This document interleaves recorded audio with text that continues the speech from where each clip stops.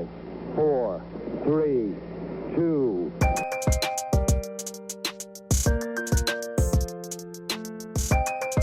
Tier 1 performance.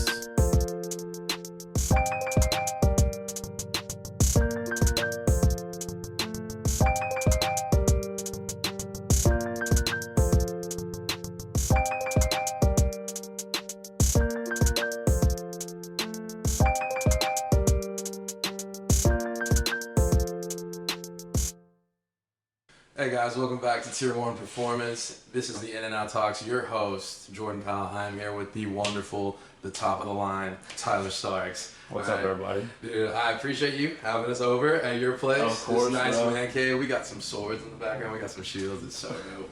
And then he's got all his fan memorabilia in the background. Got the whole setup. The whole setup. This is really nice, man. I appreciate you having us out here. Of course, man. Continuing off where we went last time, obviously, Tyler, you being a ex-D1 college player, an ex-pro player, being drafted twice, and now you are in Humble, Texas, Tascasita, working at D1 Humble and the Wildcatters. You have Yes. multiple experiences dealing with kids of all ages. What are you doing now with the Wildcatters? Okay, so I'm currently a coach for the 9U, what you consider national team. So we're number 2 in the country right now. Coming up next month in May 20th, we have Best of the Best in Florida. Qualified for that out of the Super 1000. They only take 8 teams. So it'll be an 8-team tournament at the Boomla Sports Complex in Florida. It's going to be insane. Yeah, dude, that is crazy. So tell me about before we get into your team, tell me about what is the Wildcatters organization? What is that about? Back when I was a player and back when I was young and in college, I had never heard of the Wildcatters. I think it was the Dynasty back then. Yeah, well, I believe it was Dynasty before I was, my first year here in Houston, they were still back in the Dynasty, and then it became Wildcatters. So, Wildcatters, I know now it's just, I guess we consider organization trying to keep everything as top of the line. There's not as many teams, it's a big organization, but not as many teams strewn in and out. Mainly stick to your AAA Makers division, couple of teams per age group, and you have your national elite kind of level teams all the way through high school. So they have a high school program that's really good. I have heard of them in high school. Their high school program, the Wildcatters, I know they compete at a national level. They'll get guys from all over, Very good. Especially in the New England area. I've heard of a couple guys from the New England area playing for the Wildcatters. But I just want to be clear, the Wildcatters' home base is Houston. Yes, Kingwood specifically is where the rig is. It's where the big indoor training facility is. There's a Wildcatters South, Wildcatters Central, but base of operations, Kingwood, Texas. Oh, that is awesome. And so you guys have how many teams total? Gotta be maybe 2 per age group? Yeah, I would go on average 2 per age group. So you're looking from, I saw a coach pitch team out this weekend, which I didn't even know we had. So it was a 7 to 8U team.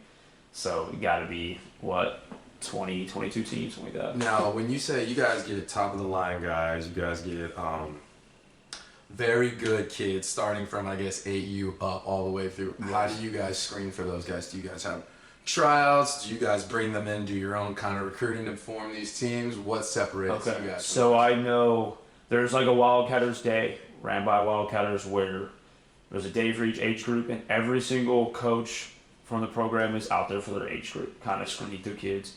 Us personally, for our 9U team, the entire summer we ran workouts, inviting people normally twice a week in the 9 a.m. to 1 p.m. running essentially what a practice would look like, screening kids. And we did that all summer up until tryout day. So I know we pretty much had our team picked before tryout day. So ours was a pretty extensive screening process for kids, trying to make sure not only on a talent level, but coachability level, seeing how they were going to, and going with kids we knew were going to be on our team already, see how they meshed with the kids we already had existing on the team. So I do know the screening process for these teams seems pretty extensive to make sure you're getting what you want. Yeah, I would say also that,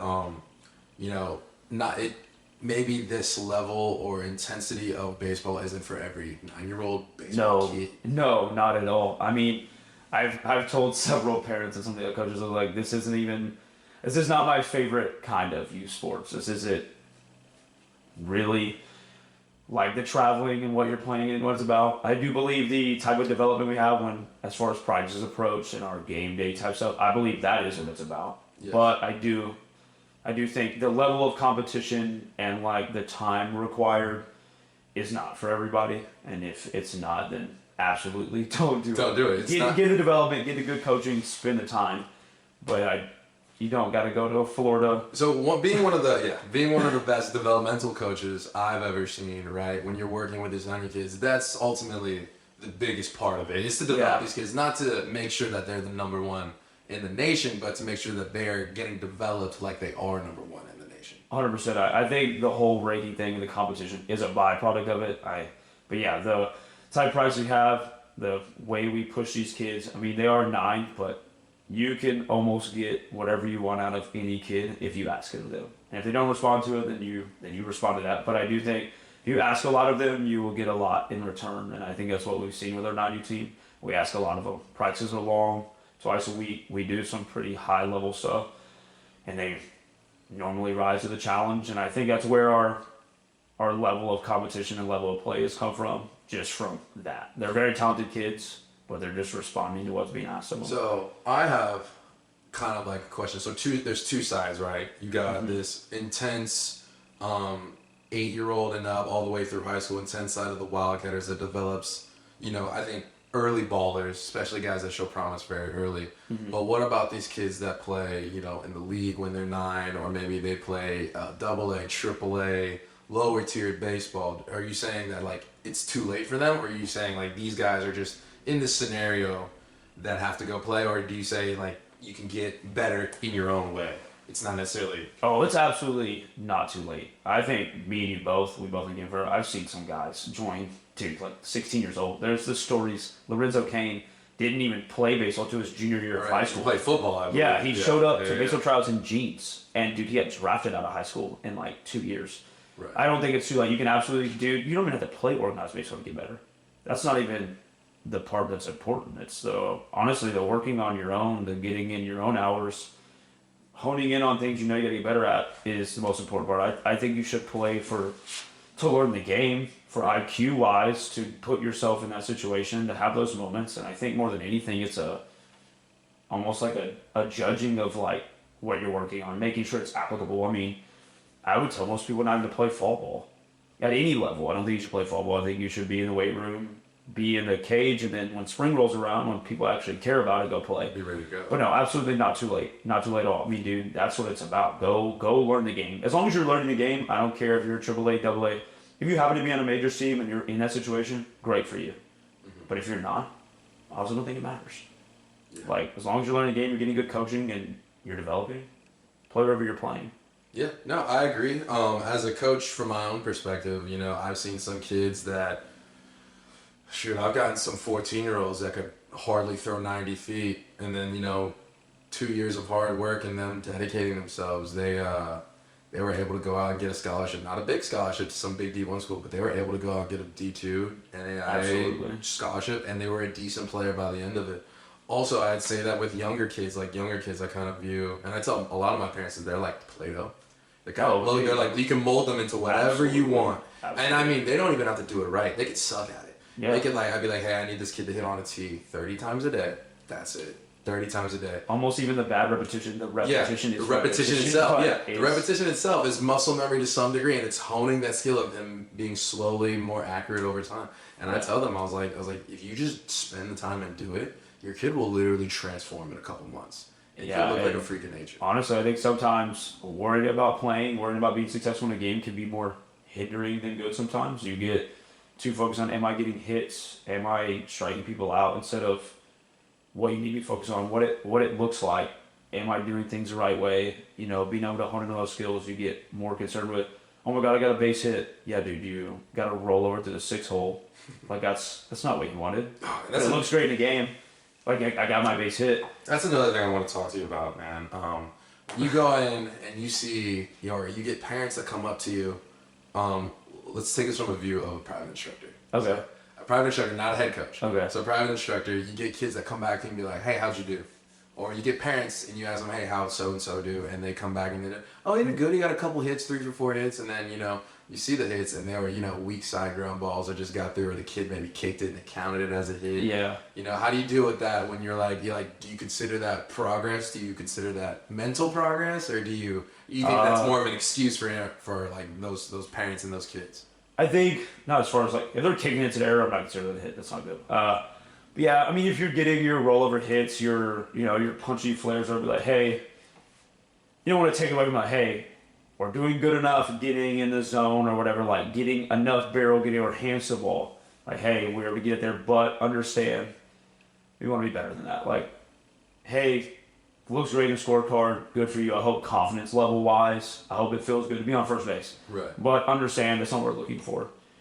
And I think as a private instructor, it's not as bad because you're not as tied in. I think from a coach perspective, it's completely different.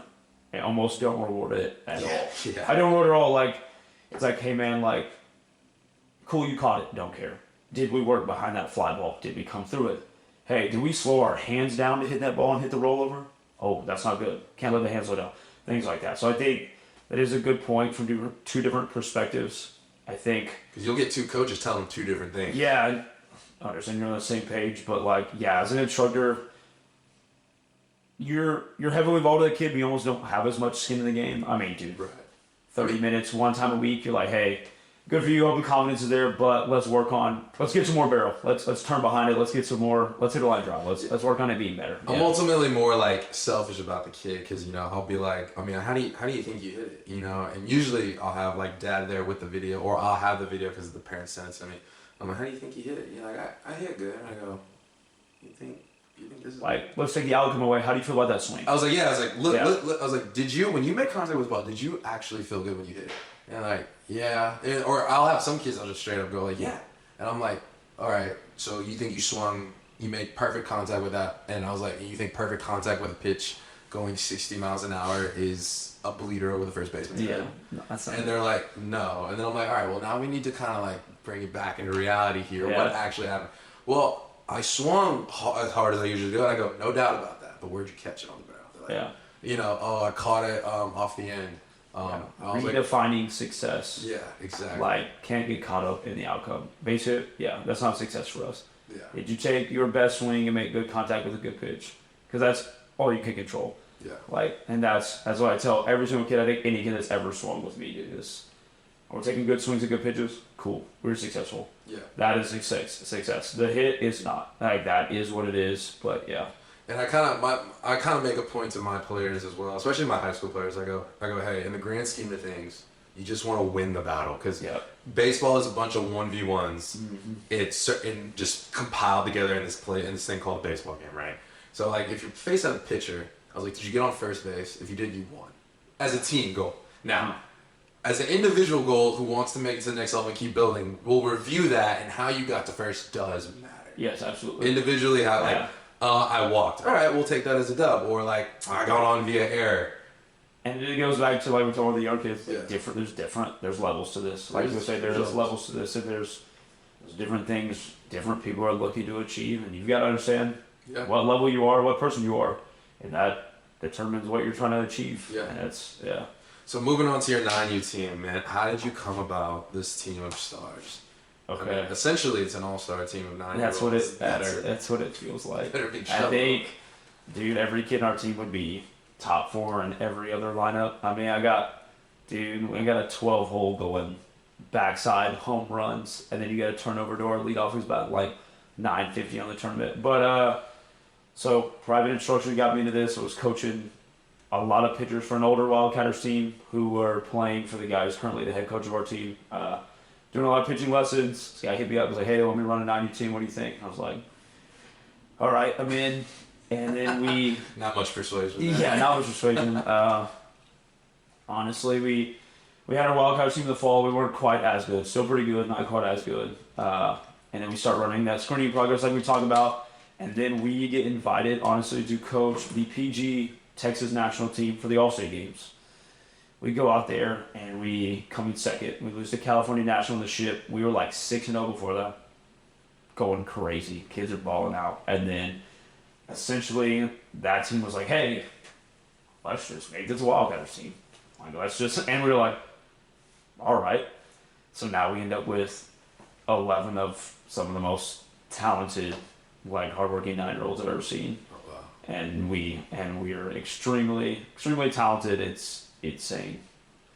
I can't believe at 9U this is what it looks like. The traveling, the types of practice we're having. I mean, I feel like I was good at 9, but I don't think it was like this. It's very intense, very intense. The kinesiology and the sports science behind baseball is jump since we were kids, right? I mean, the things kids are working on now are baffling. I mean, when we throw, I mean, I talk to Mitch about this all the time, but when we throw back and we think, like, if I right now was able to coach myself at the age of 8 till I was 14. Oh man! Like, imagine how crazy good you'll be. And the knowledge and things that are available now, it's crazy. Me thinking just from an injury standpoint, how many injuries I can avoid is outrageous, right? I mean, maybe I still have a better arm to this day, but like, you know, it's you think about it, you're like, wow, and then you take it and you give it to all these young kids, and you know, and you see them actually listen to you. The kids that actually listen to you are the ones that, you know, you can just see the success. That in itself is a gift. Because I struggle. I mean, I don't think I struggle. I think as coaches, we all struggle in unlocking that ability to have a kid execute what he learns in practice, right? Mm-hmm. So you first teach it to the kid. That's step 1. Step 2 is having the kid try to execute it in practice. And then step 3 is execute it in a game. Now, you got some kids, which I'm assuming is probably the majority of your 9-year-olds, all have that ability to take what you say and execute it in a game. That is beyond rare because most people don't even learn how to do that till they're in high school. I would arguably say. Oh yeah. You know, I'm talking about your average high school baseball player. And I would say a lot of, 90% of the credit goes to the kid. The ability to mentally connect that. I mean, yeah. But I will say there are the things you have to hold yourself responsible for as a coach that make things applicable. Like, that is going to make it easy to apply. We got to ask more of these kids in practice. You got to ask more of them. In these lessons, in these practice, you gotta ask more. You gotta put them in intense, high value situations when it's time to work. So they get to a game, it's not as crazy, it's not as foreign, and I think we do a good job of that, especially these Wildcatters kids. These practices are they're intense. We're asking of them what we'd ask of them in the game. So when they get there, it's not sped up, it's not too much. Now, here's a question. This is mostly for the parents.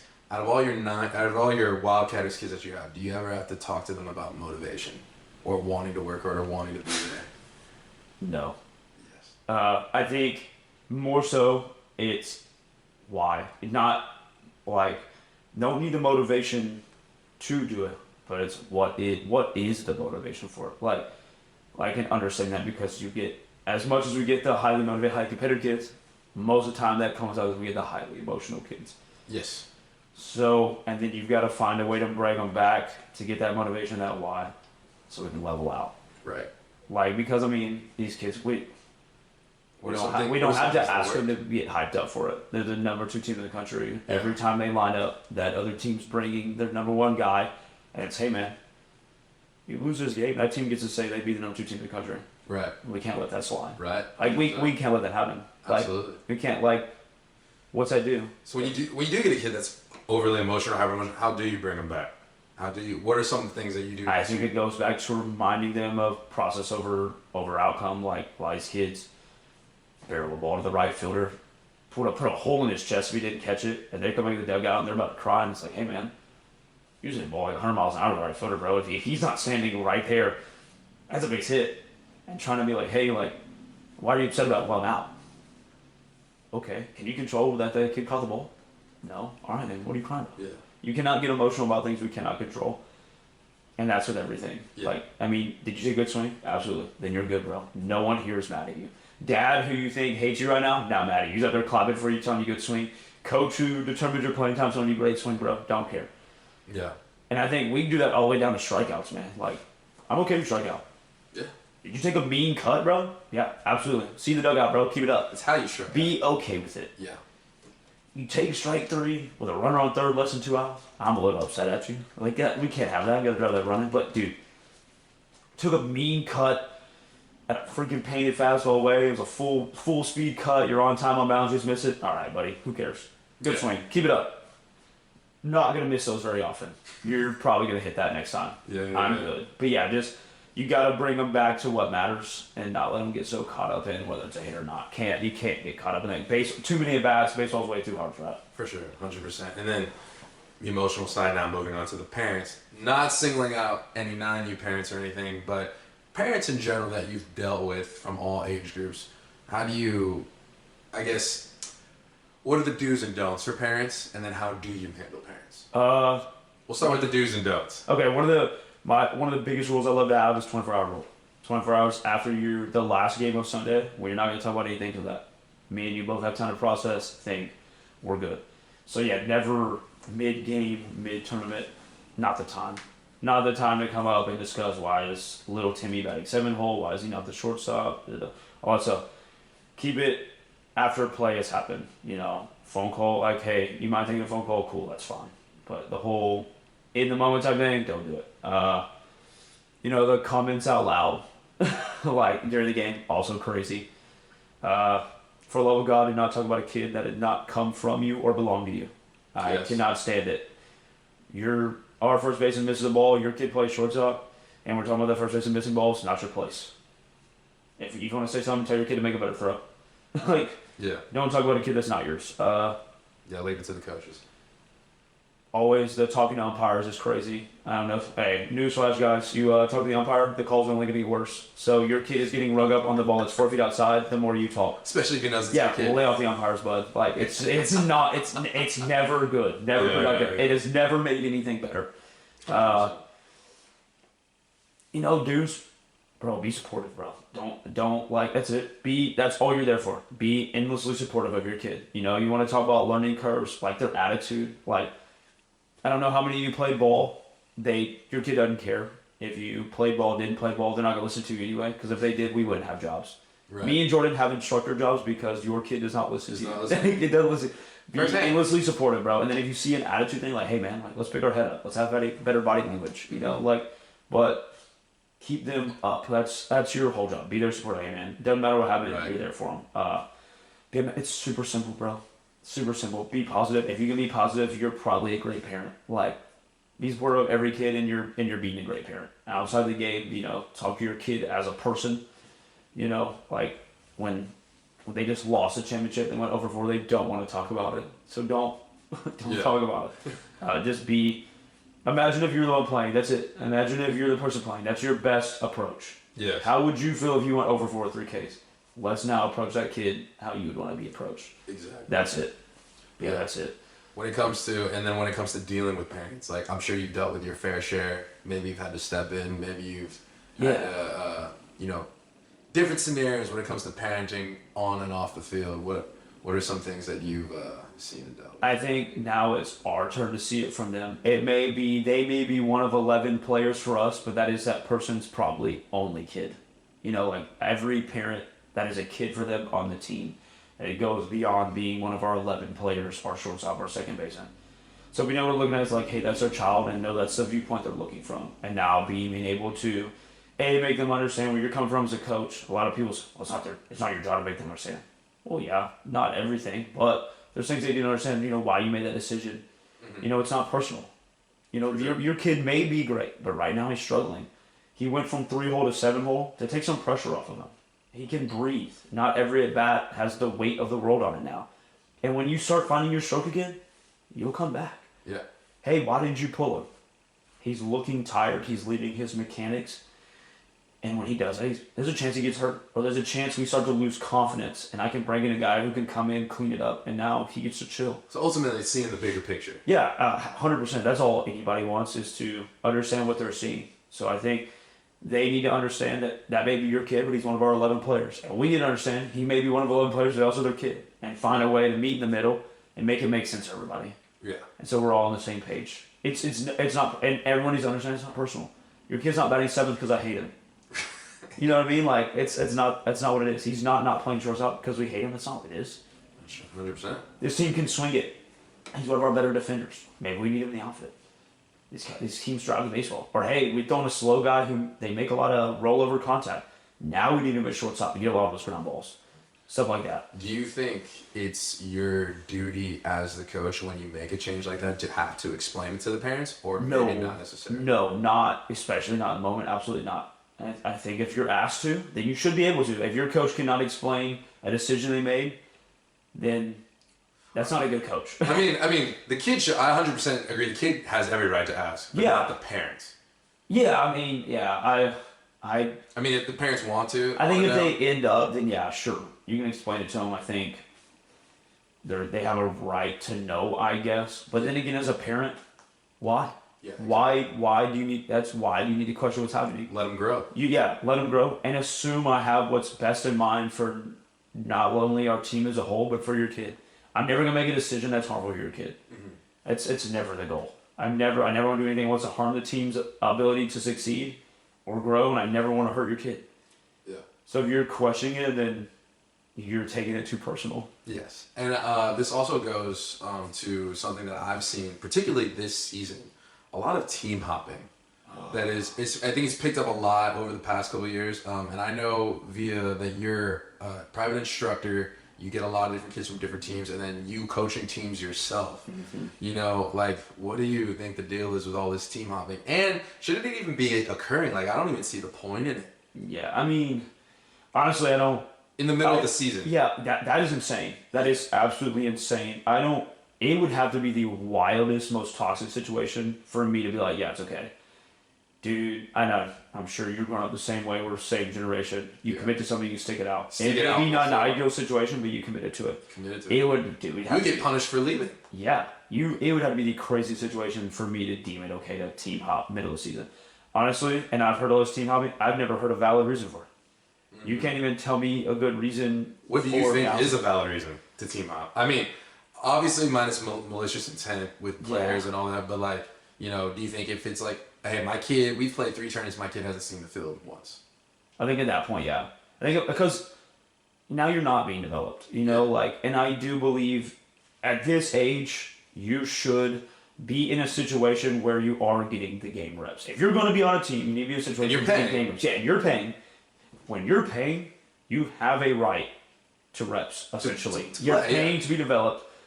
Now you have a right to play what position you want? We're not going to discuss our Wildcat situation, but we will say it's different.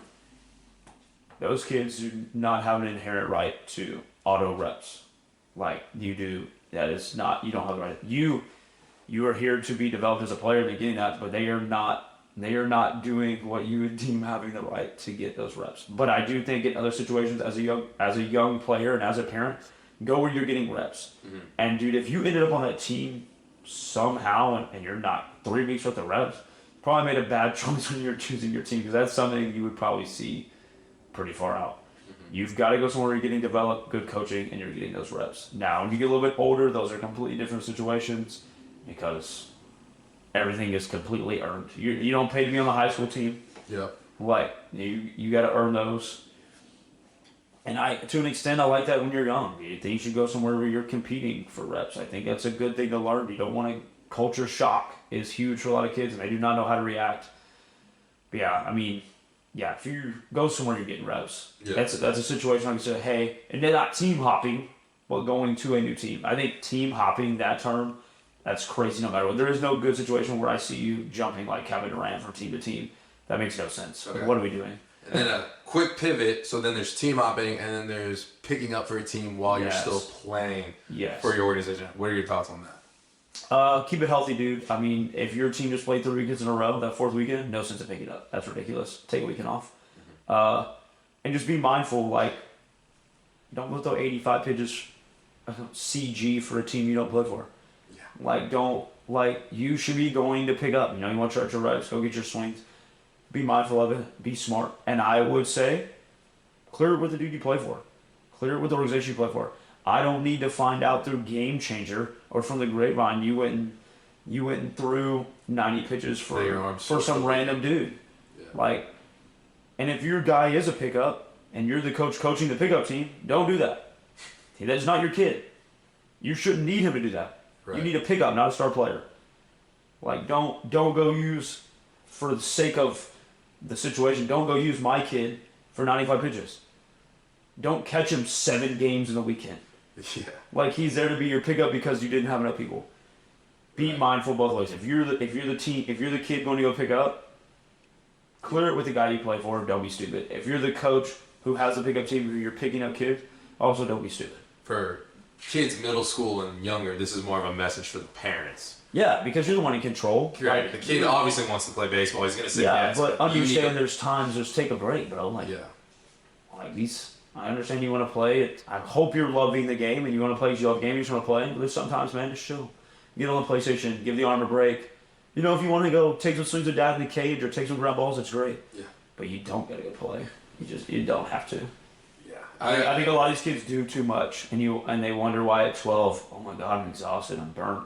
Yeah. You spent every waking weekend playing, and you got caught up in the outcome like we talked about in the front of this. Yes. You play so much, it's the only thing you have reference to. Am I batting 500? It's your identity. Giving up a run? Yeah, it's your identity. It's your whole identity, and that's not good for a kid that young. At all. It's not good for anybody. Correct. This game should not be your identity. Look at what we're sitting in right now. It looks like Comic-Con.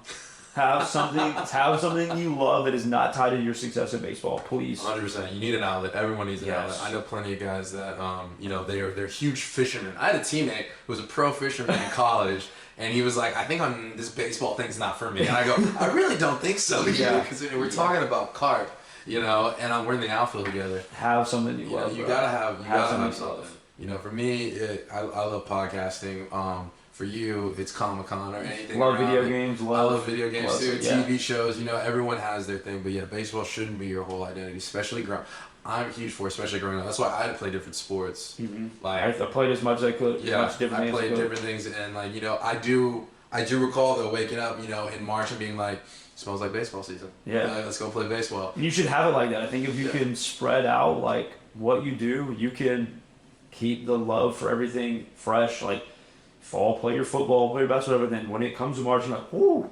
Time to put the cleats on. It's time to swing the bat. Like, let's go. Because I don't care how hard you train or how good you train. By the time that season rolls around, if you're not mentally sharp or mentally into it, you'll get beat. It's 100%. Just the game is unrelenting. Now taking a deep dive towards your special skill set. We know you have past history with hitting, but mostly pitching is your domination. Pitching guy. Yes, sure. that is your dominant field. Pitching. My question to you is when do you think kids should learn how to throw a proper off-speed pitch? I'm talking not a changeup. Anyone can teach a changeup without curveball, slider. Yeah, we're talking high spin rate, curveball, slider, cutter. When do you think? So I know this is highly debated, and I know all the dads out here got to be 13 years old, got to have armpit hair. Just a little news for you watching this. A curveball correctly thrown is healthier on the arm than a well-thrown fastball. It's thrown slower, so thrown properly is less stress on the arm. Now I do stress, throw it properly. Again, we talk about levels of this. Mm-hmm. My 9U team, I do believe each of them need a quality breaking ball. They need a curveball or a cutter or something because that's the level they're playing at. Fastball changeup is not gonna, and I know you can say, good changeup is a 5. No, it will not. Not at this level. These kids' changeups, they're not Pedro Martinez. It's basically just slow. Their hands are not big enough to make it move. It's gravity. It's basically just slow. Good teams can adjust and hit it. So again, there's levels of this. I think a normal person, 12 years old. I think 12 is about the time everyone's going to need one. Don't care what level you play, you're going to need one. But I do stress, you can throw it as early as you want. You can start, I doesn't mean you got to throw in a game, and you can control how much you're throwing it. But I think at 9 years old, you can start learning one. And there's several different ways you can learn to properly throw one. Now, I will say, don't throw a slider. A slider is something that even if properly thrown is a lot of stress. I mean, dude, if you go to all these Tommy John things, I think a constant is those guys, those sliders, cutters, splitters. Those are high-stress things that require highly developed tendons and ligaments. Throw a curveball. Learn it well. Learn not to break the wrist. Learn to just pull down the strong wrist. You can throw a super healthy, not hurt your arm curveball that's disgusting. And not have to worry about arm problems. And you developed a good breaking ball. And everyone's happy. But yeah, I don't think there's a certain age like now or like they shouldn't. But I think 11, 12, everyone should start learning one, should develop one. I think that's just the time. So you said some key things there that I also agree with. If you throw a curveball properly, it really does have zero stress. Now, I think through my years of coaching, through BP, have learned to throw a pretty decent, nasty curveball. Mm-hmm. Now, with that being said, I also coach pitching, but I never pitched in college, so I never teach any type of curveball or anything like that. I might teach some sort of cutter where I just have them move their two seam over to the side, and I just say, hey, throw You down. throw like a fastball, yeah. Yeah, throw like a you're just fastball. relying on grip. And I'm relying on pressure, your grip, and the spin rate just to slightly move the ball. I always iterate. Don't you ever rotate your wrist. Don't you ever sling across your chest. I was like, everything needs to come down, and it's usually for kids that have the straight up, top down outfield throw. Yeah. Because that's easy for me, because that's what I have. That was my natural arm slide. And then, but when it comes to like curveballs or sliders, usually I'll kind of send them to you. And I'll be like, hey, you need to develop an off-speed pitch, because you know what? They're just shelling your fastball, and your changeup's not looking great. Yeah. I usually go to the parents. I go, I can't teach your son how to throw or anything like that. I'll go, well, we do have guys here that I can refer you to, and I do have some guys that I'll throw to you, like you or Kyle, that I'll reference them out to. But what are some of the things that you can tell us right now that, like, hey, to help you throw a proper curveball, do this. Like you said, keep your wrist straight. Yeah, so get out front. Honestly, you want to. Everyone knows Trevor Bauer. That dude, super nerd pitching. He says some of the best cues for throwing proper breaking balls, and I love him because he talks to things really well analytically and what he feels and stuff. And I think he's a great person watching that. Not always a great language for young kids, but he does say some. He knows things. the stuff. Yeah. Super important. I talk about the karate chop, the firm wrist. That is just maintaining this. You'll get kids who run the hook like this, or you get kids who try to turn it over, and that's where you start to create problems with the elbow. All you're doing is taking essentially this fastball, turn it on its side, and now you're doing this. If you do this, man, I can do this all day for the rest of my life, and my elbow would never have a problem. And you're just here, and you're allowing like your fingers being in front and the timing of release point to create the spin. That's all you're doing. You're not trying to create the spin with the way you snap it off or nothing. And that's the number one way. That's the number one way to get hurt, bro. Like, it is strictly this, pulling down, and you are taking palm to the ground, getting out here, and that forces the ball to spin downward. And now you have the low stress, and there's different grips that help you emphasize where you're on the seams, and everyone's different for what they feel. But I think a common thing is fingers in front at release, strong wrist, just feeling the pull. Another super important thing is thumb placement. It's crazy that I don't have a baseball in this room specifically. There's some in the house, but specifically. Another thing is thumb placement. If you're too high up, you're gonna cut the spin off. It's gonna be hard to get off. Make sure that thumb is in line with your middle fingers, where you're essentially cutting the ball in half, throwing one half of the baseball. But yeah, if I could stress anything, is a firm wrist. You are karate chopping down to the catcher, not creating any movement, any turn of the wrist. What pitches do you mainly teach, or do you teach all of them? I can teach anything. You'll have high school kids who come in and they want to learn different things, and I may not have thrown everything, but I do make it a point to have some knowledge on things, so I can be there for cues and certain things for different pitches. So I can essentially teach most any pitch. I do keep it to. So I was a 4-seam splitter slider guy.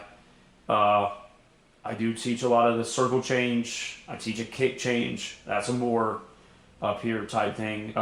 Sliders, cutters, sinkers. So I can do anything, but I stick to, especially younger kids who you see in lessons, it's going to be circle change, 2-seam, 4-seam, and a curveball. I've seen some kids with like the baby cutter. I think the cutter is a perfectly healthy pitch that gives you some side-to-side movement. That way you go on to get into the slider. Cutter's super healthy. Like you said, you turn the axis of the ball, rip it off the finger like fastball. Yeah. You get a little cutter, you're good. So yeah, mainly cutter, curve, circle, and then your fastballs. Yeah, no, I think it's important, because especially when I look back on it as a young kid, and then I had someone teach me the slider, and they're like, "Hey, really just snap your wrist." Oof. And it's like, and thank God I wasn't like adept enough to kind of figure out what he meant, because I'd see some dudes do it, and like, yeah, at the age of 11, it looked sick. Dude, yeah. But dude topped out at 76 when he got to high school, because his elbows are always hurting. I had a buddy back home, gonna go ahead and dox the name, Peyton Grassovanitis. We were like 13, bro, and this guy was going a gazillion miles an hour, but he also goes slider. I was the first time in my life I heard Tommy John. We're at BLD, like opening weekend of BLD, first tournament ever down in Mansfield. Dude's elbow exploded. Just ripping sliders at like 12, 13 years old. He's throwing mid-8s ripping sliders, bro. And dude, I literally heard Tommy John. It was whop. We were like, "Oh, was that a gunshot?" They're like, "No, that was bro's elbow."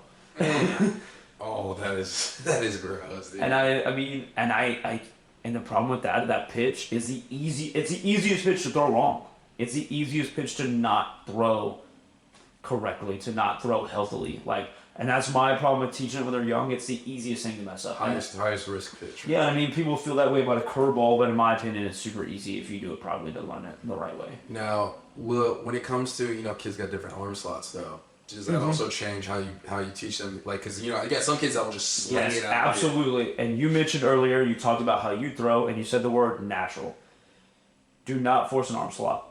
If I was to roll you a ground ball and you pick it up and throw it, however you throw that, that's your natural arm slot. Correct. And you'll see in the game now, we got not a high to mid 3/4 guy. You're starting to see this make a comeback. It's not as much this anymore. And 100% this plays with pitch arsenal and what we're going to throw. If you're out here, we're probably going to talk about sinkers and circle changes, it's sliders, things that play off of this arm angle to fit your arm slot. Yeah, you're not going to throw a good 12-6 curveball from here. It's not real. So if you throw like this, Dad could try to make your kid throw a curveball. It's not real. You can probably throw a slurvish type thing, but you got to understand certain things fit certain arm slots. You got your pronators, your supinators, different things, and that's super in-depth type stuff. But we can really get into it. Understand who you are, understand your arm slot before you just start trying to force pitches on yourself. Yeah. Well, Tyler, man, we have taken up approximately 45 minutes in the blink of an eye. I know you have a busy day. I have a busy day. I appreciate you coming on in and out talks again. We're going to have you on again. You got big things going on. Yeah. Good luck in Florida, dude. We'll have plenty to talk about. All right, appreciate it, man. Yes, sir. 5, 4, 3,